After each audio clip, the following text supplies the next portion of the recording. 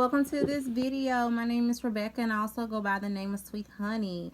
I am here to do an unbox alert, you guys. I picked up a lovely deck today after I had ran some errands at Barnes and Nobles, and so I was like, okay, let me see what's in here. I was definitely led to go there today. I don't know why, but got this deck. I said, you know what, I definitely want to get this deck and definitely implement only for my zodiac reads here on YouTube. So I'm going to sage the box first, you guys, because it didn't have plastic, but it had these little plastic deals on it at the store. So I'm going to take the other plastic deal off here. It's like still on the back. This deck is by Ruby Warrington, the founder of Numinous with Bess, Matassa. This deck here is only dealing with astrology. So I definitely was definitely drawn to this deck. Beautiful colors, beautiful imagery. This deck is a 45 card deck, and it also has a companion book that goes with this deck.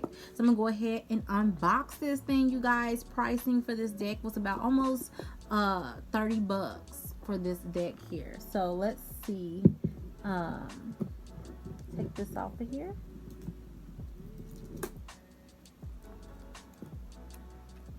Little sticky thing. I can tell you the box is it's an okay box. I see a few little dents here or there, but that could be from, you know, shelf life, being on the shelf. The deck book is pretty it's a very nice quality. The paperback is very heavy. The book is beautiful, just like the box is itself. Definitely has a lot of information in here about colors and gemstones with the particular cards, scents that may associate with this card. It also give you chart interpretation. So definitely, if you're into astrology, beautiful deck so far. I can tell you the inside of the box is beautiful. Look at that. It says, the particles of stardust from which our soul is woven. The numinous is the unknowable essence of our beauty. That is absolutely beautiful. I don't know if you guys can see the little speckles. It's like, reminds me of like the galaxy itself. This is the spine. It's like a really like shiny, luminous type vibe with the actual card box here. Beautiful inside presentation. It's beautiful. I think I have about maybe 2 or 3 other decks that has the layout. There's like the double layout in the inside here. Going to pull this out. I can't tell you the plastic part here, which is not really important. Maybe for some people that's really ticky, but I can tell you this part is really thin. I've normally had them thicker, but for some reason this is thin. Oh, the cards are very thin too. Okay, so it has this plastic deal on here, and I'm gonna go one by one each card. Says this card is conjunction with empowerment. And what I'm going to do is, before I go through each one, I am going to clear these cards here. Go through these cards one by one, and then I'm going to pull cards for the viewers that are watching this video, and see what message come out for my subscribers and viewers of this video. I hope you guys are enjoying this video here. Okay, first card, it says conjunction empowerment combines with enhancing strengths, join forces. Beautiful card. Next card is all about opposition and balance. Quinix, complexity. I'm gonna make sure I keep these in order. Next one is called semi-sextile, allowing. Beautiful, beautiful card. Encourage seeing the potential in, clarifies. Next card is the Sagittarius, which is opportunity. Opportunity card. Collaborates, assist. Next card is the Square, which is challenge, create tensions. Sounds the alarm, motivations. Pressures into. The next one is all about flow. It's a harmonizing, aid. The next card is the Aquarius. It's all about the inventor, experimental type person, type vibe. Next one is Aries, the radical, active, self-standing. Beautiful, beautiful cards. Next one is a beautiful card. Cancer, the doula. Looking like a goddess. It's a feeling sympathetic, comforting, nostalgic, protective, intuitive. Beautiful card. Next is the Boss, Capricorn. I like this card. Say serious, authoritative. Just like Capricorns. They like to be bosses. The next one is Gemini, the Butterfly.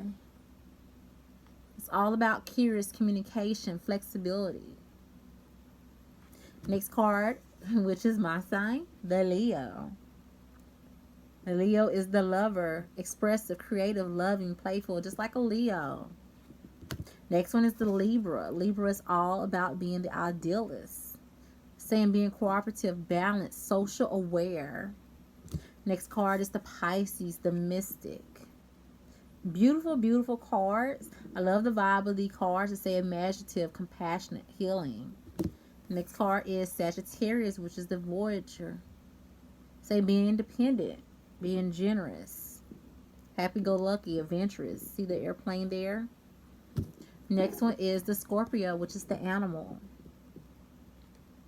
Say transformative, passionate, secretive. Beautiful card. Next one is the Taurus, bombshell, being very earthy, loyal, patient. Next card is the Virgo, which is the alchemist, being methodical, efficient, healthy, having the spirit of discerning, perfectionist. Next card is the First House, which is all about self, the physical body, outlook, self-image. The next one is the Second House, which is all about possessions and finances, materialistic type stuff. The next card is all about the Third House, which is all about speech and thoughts, hearing in awareness. The last card of this section of this deck here is the Fourth House, which is all about family, home, background. I'm going to sage these cards here and then go with the second round. And I'm going to clear these cards here to be ready to go for me to use them.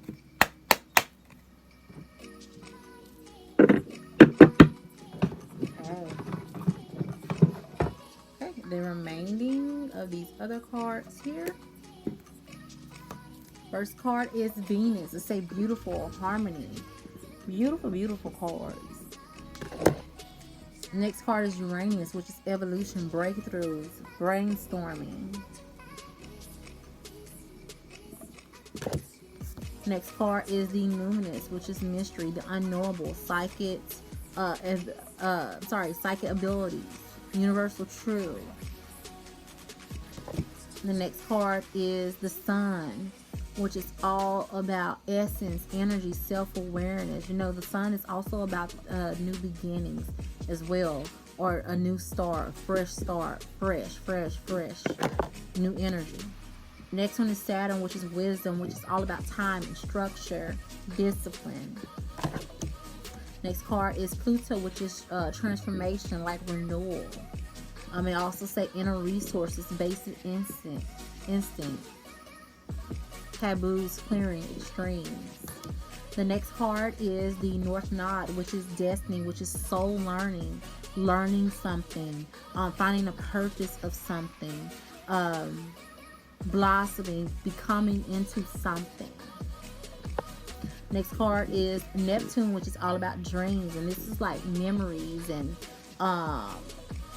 nostalgia, meditation, imaginations. The next one is the Moon, which is feelings, which is like comfort, family, social life, emotions. That's the Moon. The next one is Mercury, which is all about communication, which is like words and thoughts, learning, wonder, curiosity. Next one is Mars, which is action, which is about desire, heat, strength, passion, willpower, beauty as well, even though it's not on here. It's also about beauty. Next is Jupiter, which is expansion, which is feeling lucky, traveling, lectures, also foreign cultures, moving forward, having faith, generosity, believing in chances. Also, I don't say on here, it's also about taking risks as well with this card. Next one is Chiron, which is healing, say healing powers, growth, hurt loving. Also, there's dealing with trauma with this card, having forgiveness. The next card is the Ascendant, which is outlook, which is all about looking at a point of view, body image, or say first impression. The next card is the 12th house, which is surrender, which is letting go of things. This is also about karmic type energy, forgiving, healing, spiritual development, prayers, trying to tap into records, spiritual records. The next one is the 11th house, which is the edge, which is friendship, group, creativity, community, hope, tribe, festivals, discoveries. Next card is the 10th house, reputation, which is all about career, responsibility, achievements. Look at the red carpet, trying to achieve to get to somewhere, to another place. The next one is the 9th house, which is seeking, adventure, high education, customs, beliefs, also taking risks. The next one is, and we only have like 3 more after this, and I'm gonna get into the book and then pull the cards. So this one is the 8th house, which is intimacy, which is investments, contracts, sex, also stalking, stuff dealing with the underworld. The next card is the 7th house, which is relating. It's about partnerships and partners and companionship, best friends, marriages, relationships, social awareness and balance. The next card is the 6th house, which is about crafts, which is about work, details, well-being, diet, service, daily rituals, her self-care. Next one is, and which is the last card, which is the 5th house, which is about performance, entertainment, creativity, customs, love affairs, passion, parties. Okay, so now that I did that one there, I'm going to clear this side of the deck.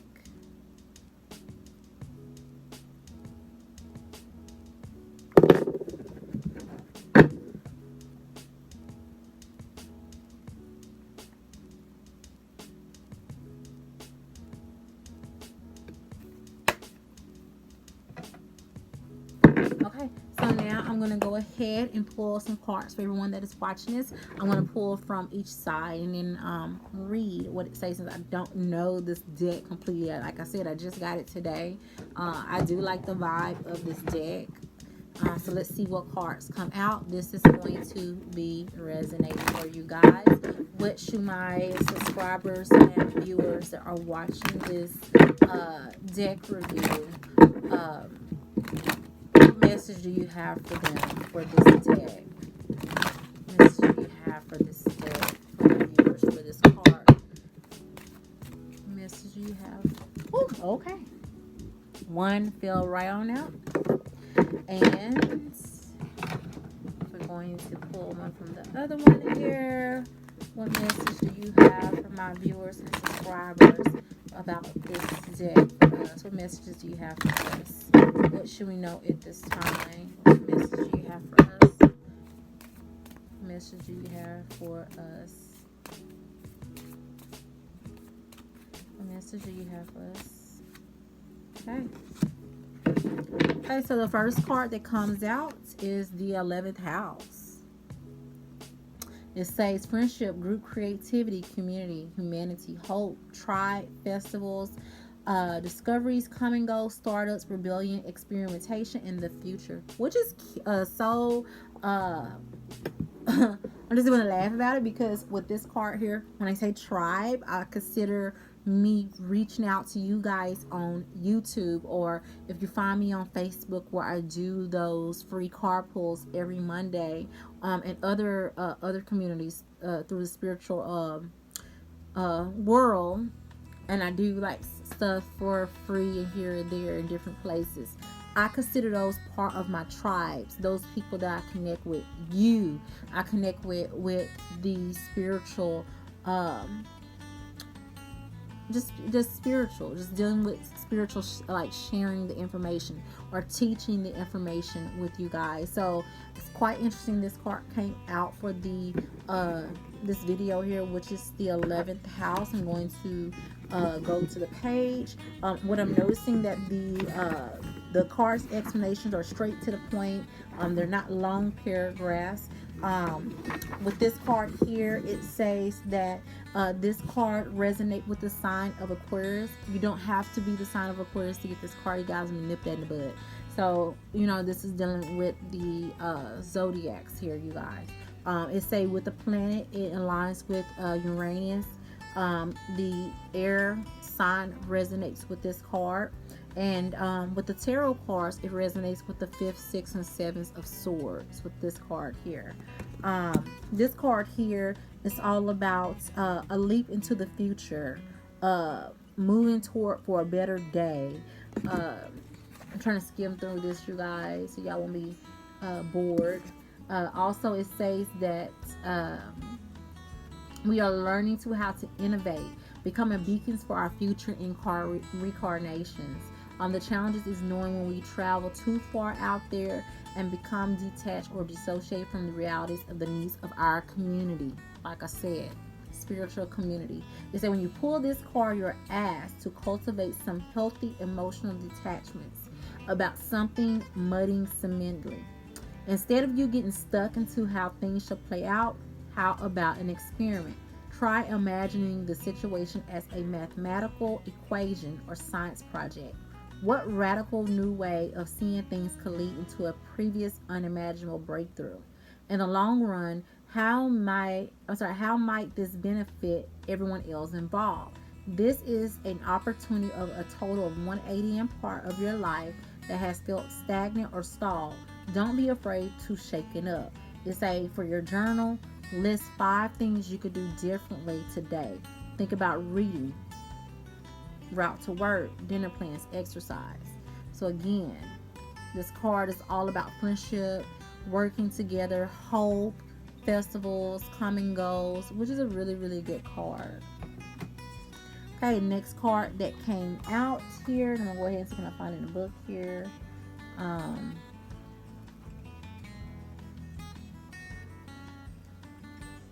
gonna go ahead and have it. I could tell you when I'm looking for these cards here, the meanings, they kind of have it going which way. It's kind of hard. It's not like in a really easy like format, but as you can see, the paragraphs are really short for the card. So this one here that came out is the opposition, which is all about balance. Even on the back of the cards, it has little speckles, you guys. Okay, say with this card relates to mirror. Say relates, mirror, interacts, comforts, make conscious, manifest, disciplines, conflicts, wit, tests, objectifies, call outs. It has different meanings to this card here. It says with this card, this planet with the 8 degrees of one of another of the signs apart, opposite of each of Aries and Libra, Taurus and Scorpio, Gemini, Sagittarius, Cancer and Scorpio, Leo and Aquarius, Virgo and Pisces. Say oppositions are the figure skaters of the zodiac. Try to find the ultimate that they crave. They must learn to listen to each other, subtle signs and beating hearts, executing elaborate moves by balancing diverse emotional needs and checking any excess baggage. Oppositions show the planets in the signs of compatible elements in the same moduli. Let's see, it cross over to the next page here. It says these signs work along the same axis at a different ends of the spectrum. Okay, I want to go all the way to here. It says when this card arrives, it's a moment to check in with yourself about any excess or extremes operating in your life right now.